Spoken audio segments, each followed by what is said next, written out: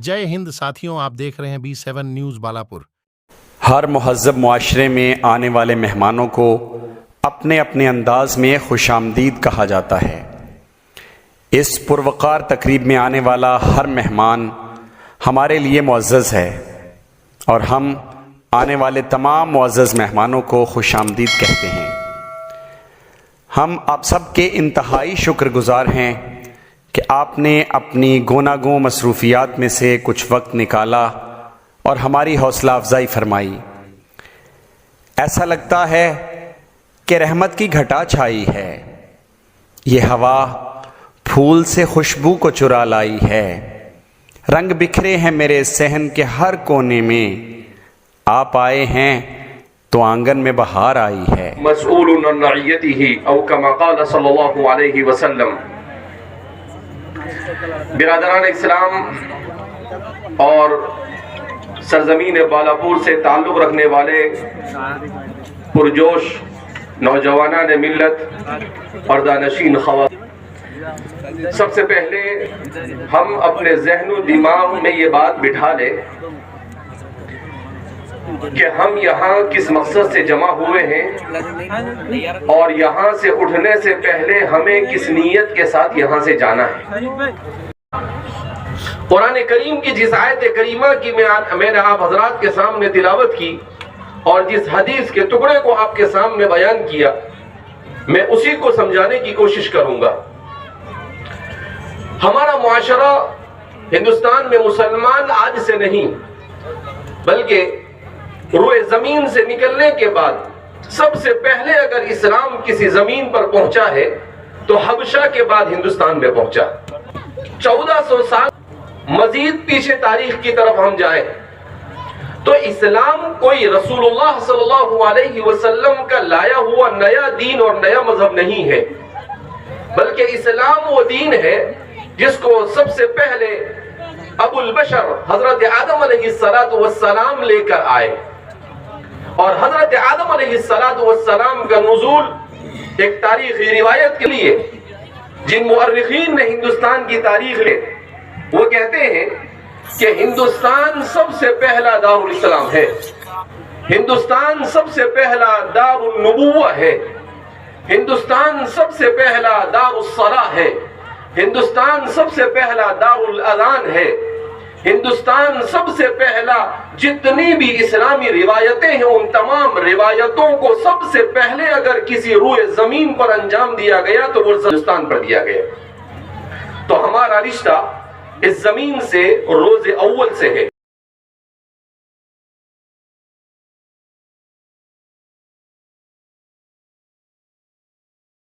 असल कामयाबी ये है कि हम अपने मकसद को, अपने विजन और मिशन को मुतय्यन करें कि अल्लाह रब्बुल इज्जत ने मुझे और आपको और रूए जमीन पर बसने वाले इंसानों को किस मकसद के तहत इस दुनिया में भेजा, और हम अगर कामयाबी चाहते हैं तो कामयाबी के लिए हमारे मुआशरे को क्या करना चाहिए। हमारा मुआशरा पिछले 100 से ज्यादा सालों से, अगर कहा जाए 200-250 सालों से इज्तिमाई तौर पर अपनी कामयाबी की जुस्तजू में लगा हुआ है, तो कोई गलत बात नहीं होगी। सवाल ये पैदा होता है, जिस कौम के सिलसिले में अल्लाह रब्बुल इज्जत ने ये ऐलान कर दिया हो अंतुमुल अअलौना इन कुंतुम मुमिनीन, कि तुम ही सर बुलंद रहोगे अगर तुम सच्चे और पक्के मोमिन रहे, अगर वही कौम 2 सदियों से ज्यादा अरसा गुजरने के बावजूद दर बदर की ठोकरें खा रही है, इसका मतलब ये है कि हम खुद अपना इलाज करने में अब तक के नाकाम है। हम अपनी पस्ती के असबाब को ढूंढने और तलाश करने में नाकाम है। और अगर 2 मिनट के लिए मान लिया जाए कि हमने अपने असबाब जुल्म को समझ भी लिया है, तो फिर हम अपने इन असबाब को दूर करने के लिए संजीदा और फिक्रमंद नहीं है। तो गजा के ऊपर एक छोटा सा क्लिप मेरे पास आया, तो मैं अपने हर बयान में उसे बयान करता हूँ। کہ غزہ میں مسلمان ہے، 23 لاکھ مسلمان آباد ہیں وہاں پر. تو غزہ کے مسلمانوں پر حالات آئے، 23 لاکھ مسلمان چھوٹے سے رقبے میں آباد ہے، اور ان کو تقریباً پچھلے 15 سے 20 سال سے ان کے اس رقبے کو جیل کی طرح بنا دیا گیا ہے. آج پچھلے 4 مہینے سے اسرائیل ظالم ان پر بم برسا رہا ہے، میزائل برسا رہا ہے. اب تک کہ ان کی 23,000 سے زیادہ عمارتوں کو نیست و نابود کر دیا گیا. ان کے پاس رہنے کے لیے گھر نہیں، ان کے پاس کھانے کے لیے کھانا نہیں، اور صاف پینے کے لیے پانی بھی نہیں. یہاں تک کہ اپنے کپڑے دھونے کے لیے پانی ان کے پاس نہیں ہے. مگر ان سب کے باوجود جب ان کو کوئی جا کر پوچھتا ہے کہ آپ کیسے ہو، تو وہ ان کا بچہ، ان کے بوڑھا، ان کا مرد، ان کی عورت، وہ کہتے ہیں الحمدللہ. اللہ کے فیصلے پر رضا، اس کو کہتے ہیں رضا بالقضاء. اللہ کے فیصلے پر اتنی کٹھن آزمائی جود راضی رہنا، اس کی کیا وجہ؟ تو اس چھوٹی سی کلپ میں اس نے بتایا، اس عرب نوجوان نے، کہ 1992 میں علماء کی ایک جماعت نے یہ فیصلہ کیا کہ ہمارا جس دشمن سے مقابلہ ہے یہ بڑا ظالم اور طاقتور ہے. اس سے مقابلہ کرنے کے لیے ہمیں تیاری کرنی چاہیے، اور اس کے لیے اپنے آپ کو سب سے پہلے ایمان سے وابستہ کرنا ضروری ہے. تو ایمان سے پختگی کے ساتھ وابستہ کرنے کے لیے انہوں نے ایک پروجیکٹ بنایا. انہوں نے یہ کیا کہ سب سے پہلے ہم یہ فیصلہ کریں کہ اگلے 10 سال میں ہمارے جتنے بھی مسلمانوں کے گھر ہے غزہ میں، ہر گھر میں کم سے کم ایک حافظ کا ہونا ضروری ہے.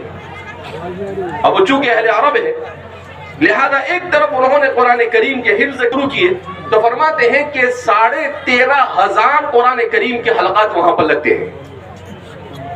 1100 سے زیادہ قرآن کریم کے پڑھانے کے بڑے بڑے مراکز پائے جاتے ہیں. اس کے بعد انہوں نے فیصلہ کیا کہ ہمارے لیے دین کی تعلیم اور دنیا کی دونوں تعلیم کا ہونا ضروری ہے. تو انہوں نے الجامعۃ الاسلامی Gaza, Islamic University of Gaza کے نام سے ایک یونیورسٹی، اور اس یونیورسٹی میں ان بچوں کو عصری تعلیم سے بھی آراستہ کیا. تو دین آ چکا تھا، اس کے ساتھ دنیا آئی. وہ اتنے مضبوط ہوئے کہ دنیا کی ساری طاقتیں مل کر 4 مہینے سے ان کا مقابلہ. ہماری قوم جو مسلمان بالخصوص بندے ہیں، ان میں جوش بہت ہوتا ہے، اور بنا جوش انسان کوئی بھی چیز حاصل نہیں کر سکتا. جوش بہت اہم کردار ادا کرتا ہے. لائف میں کوئی چیز پانا ہوتا ہے انسان کو تو جوش کا ہونا لازم ہے. بنا جوش انسان بلندیوں تک نہیں پہنچتا ہے. لیکن افسوس جوش کے ساتھ میں ہوش کھو بیٹھتے ہیں، یہاں مسئلہ ہوتا ہے، اسی لیے ہم بلندیوں تک نہیں پہنچتے ہیں. ہم میں ہمت ہونا بہت ضروری ہے. کیسے بھی حالت ہو جائیں، کتنے بھی برے حالت، کتنے بھی ٹف سچویشن سے ہمیں گزرنا ہو تو ہم نے گزرنا ہے. اس کے لیے ہمارے پاس میں ہمت ہونا بہت ضروری ہے. بنا ہمت ہم منزل تک کبھی نہیں پہنچ سکتے. بنا ہمت ہم لوگ آسمان کی بلندیوں کو نہیں چھو سکتے. لیکن افسوس ہمت کے ساتھ حکمت بھی ہونا بہت ضروری ہے، جو ہماری قوم میں حکمت نہیں ہے. ہم میں جوش ہے ضرور لیکن ہوش نہیں ہے، ہمت ہے ضرور لیکن حکمت نہیں ہے.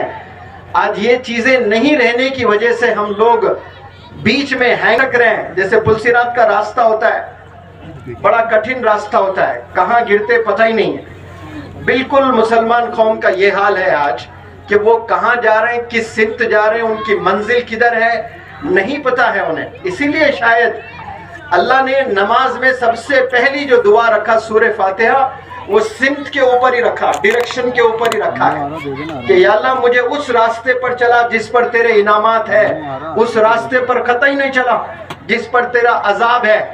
کیونکہ ڈائریکشن سے ہی انسان کو منزل ملتی ہے، ڈائریکشن سے ہی انسان کو کامیابی ملتی ہے، ڈائریکشن سے ہی انسان کو بلندی ملتی ہے.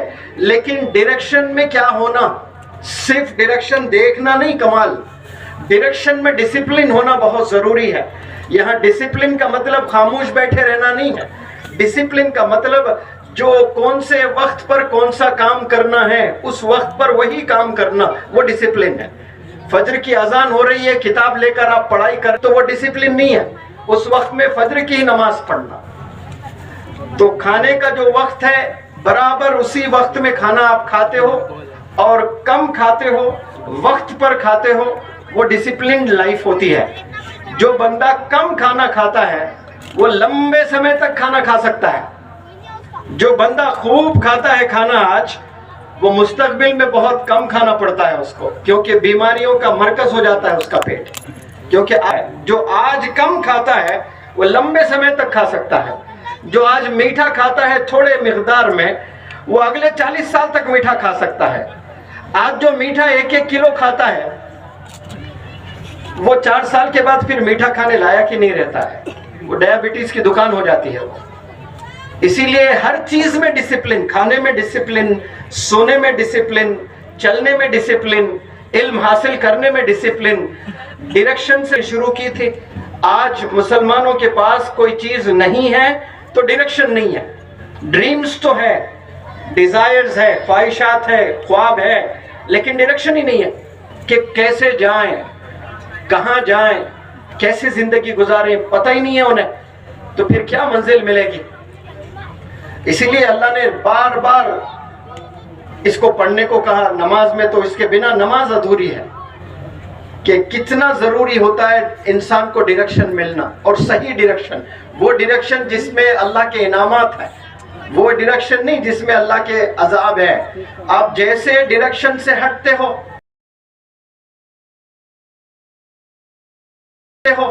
तो डिविएट हो जाते हो। अब जब डिविएट हो गए तो डिस्टर्ब हो जाओगे, डिस्टर्ब हो जाओ तो डिसअपॉइंट हो जाओगे। अब जब डिसअपॉइंट हो जाओगे तो again the disappointment leads to depression. आज इंसान 10 में 5, 6, 7 नौजवान बच्चे डिप्रेशन में हैं। क्यों? वो डायरेक्शन में नहीं है, वो डिविएट हो गए, वो डिस्टर्ब हो गए, वो डिसअपॉइंट हो गए। उनके भी डिजायर्स हैं लेकिन डिसिप्लिन लाइफ में नहीं है, डेडिकेशन लाइफ में नहीं है, डिटर्मिनेशन लाइफ में नहीं है, अज़्म नहीं है उनके जिंदगी में। इसीलिए आज हम लोग बहुत पीछे हैं। दूसरी जो कौमें हैं जो बड़ी तेजी से आगे जा रही है, उस तेजी से हमारी कौम आगे नहीं बढ़ रही है। बाकी जो जितने चीजें हैं वो सब हम लोग इस्तेमाल कर रहे हैं। जैसे दुनिया में आज से 15 साल पहले या 20 साल पहले किसी के पास में स्मार्टफोन नहीं था, अगर था भी तो बहुत कम लोग। अगर मैं कहूँ आज से 30 साल पहले स्मार्टफोन किसी के पास नहीं था, लेकिन आज यहाँ जितने भी बंदे बैठे हुए हैं, मैं समझता हूँ कि 90% बंदों के पास में स्मार्टफोन है। उन तमाम जो बंदे स्मार्टफोन रखते हैं उन सब से मेरा सवाल, क्या आप पहले स्मार्ट इंडिविजुअल हैं? Are you smart enough to use a smartphone? क्या आप स्मार्ट का मतलब एक खूबसूरत को भी कहते हैं और एक होशियार को भी स्मार्ट कहते हैं। इसे स्मार्ट पर्सन मतलब सिर्फ खूबसूरत नहीं है, यानी बड़ा होशियार बंदे को भी स्मार्ट कहते हैं, टैलेंटेड बंदे को भी स्मार्ट कहते हैं। तो क्या स्मार्टफोन इस्तेमाल करने वाले तमाम बंदों, क्या आप टैलेंटेड हैं, आप स्मार्ट हैं? स्मार्टफोन में आपको सॉफ्टवेयर्स अपडेट करना होता है। 6 महीने 1 साल के बाद सॉफ्टवेयर्स को आपको नोटिफिकेशन आता है, आपने अपडेट करना है। तो जिस तेजी से अपडेट करते जा रहे हो आप, जितना मैथमेटिक्स का इल्म आज से 5 साल पहले था, आज उतना ही है, घटा या बढ़ा है? जो बंदे 10वीं जमात कामयाब किए थे 5 साल पहले, और आज जो उनकी मैथमेटिक्स की नॉलेज है 5 साल में बढ़ना चाहिए कि घटना चाहिए? बढ़ना चाहिए, लेकिन सबकी घट रही है। जितना इल्म मैथ्स का पिछले 2 साल पहले था, आज उतना इल्म नहीं है। अपडेट नहीं कर रहे मैथमेटिक्स को, जो किताब पढ़े बस वहीं पढ़े और भूल गए। तो हमारी कौम जो एजुकेशन हासिल कर रही है वो 1 साल के मकसद है उनका, बस यही साल पढ़ना है, कामयाब होना है। तो याद रखें, जो स्कूल में बच्चे जाकर तालीम हासिल करते हैं, कुछ चीजें रट्टा मारकर इम्तिहान कामयाब हो जाते हैं, وہ اصل ایجوکیشن کا مقصد نہیں ہے۔ کوئی بھی چیز آپ امتحان میں لکھنے کے لیے یاد کرتے ہو تو کوئی کمال نہیں کرتے ہو آپ، کیونکہ یاد کرنا کمال نہیں ہے۔ کمال کس میں ہے؟ یاد رکھنے میں کمال ہے، یاد کرنے میں کمال نہیں ہے، یاد رکھنے میں کمال ہے۔ اللهم صل على سيدنا ونبينا وشفيعنا وسندنا مولانا محمد وبارك وسلم. ربنا اغفر لنا ذنوبنا واسرافنا في امرنا وثبت اقدامنا وانصرنا على القوم الكافرين. اللهم انك عفو کریم ملک تحب العفو فاعف عنا یا کریم. اے اللہ ہمارے گناہوں کو معاف فرما، ہماری خطاؤں کو معاف فرما، ہماری لغزشوں کو درگزر فرما. اے مولا کریم ہمارے بالاپور کے نوجوانوں اور ملت اسلامیہ کے تمام احباب کے یہاں پر جمع ہونے کو قبول فرما. اے مولا کریم ہمارے جمع ہونا دینی اعتبار سے، دنیاوی اعتبار سے، ہر اعتبار سے ترقی کا ذریعہ بن جائے، ایسے اسباب مہیا فرما. اے مولا کریم ہم سب کو اپنی اولاد کی صحیح تربیت کی توفیق مرحمت فرما. اے اللہ تعلیم کے لیے معیاری ادارے قائم کرنے کی ہمیں توفیق مرحمت فرما. اے اللہ تیرے رسول صلی اللہ علیہ وسلم کی امت کی کشتی بھر میں ہے، اے مولا کریم تو عافیت کے ساتھ، عزت کے ساتھ اس کو کنارے پر لگا دے. اے اللہ خصوصی فضل نازل فرما. اے مولا کریم ان میں جو بھوکے ہیں ان کو کھانے کا اسباب مہیا فرما. اے اللہ جو بے گھر ہو چکے ہیں ان کے لیے رہنے کے اسباب مہیا فرما. اے مولا کریم اے پروردگار عالم ہم سب کو نیکی میں ایک دوسرے کا تعاون کرنے کی توفیق مرحمت فرما. اے اللہ ایک دوسرے کی ٹانگ کھینچنے سے ہماری حفاظت فرما. اے پروردگار عالم اے ذل جلال والاکرام تو راضی ہو جائے ایسے اعمال کی توفیق مرحمت فرما. تیری ناراضگی والے اعمال سے ہماری حفاظت فرما. ہمیشہ تیرے دربار میں رو کر مانگنے کی توفیق مرحمت فرما. سب کی جائز تمناؤں کو پورا فرما. اے اللہ رسول اللہ صلی اللہ علیہ وسلم نے جتنی بھلائیاں مانگی وہ تمام بھلائیاں عطا فرما. جن برائیوں سے نیکی پناہ مانگی ان تمام برائیوں سے ہمیں پناہ نصیب فرما. اے اللہ ہماری دعاؤں کو نبی کریم صلی اللہ علیہ وسلم کے صدقہ توفیق میں قبول فرما. وصلی اللہ علی نبینا محمد وعلی آلہ وصحبہ اجمعین برحمتک یا ارحم الراحمین.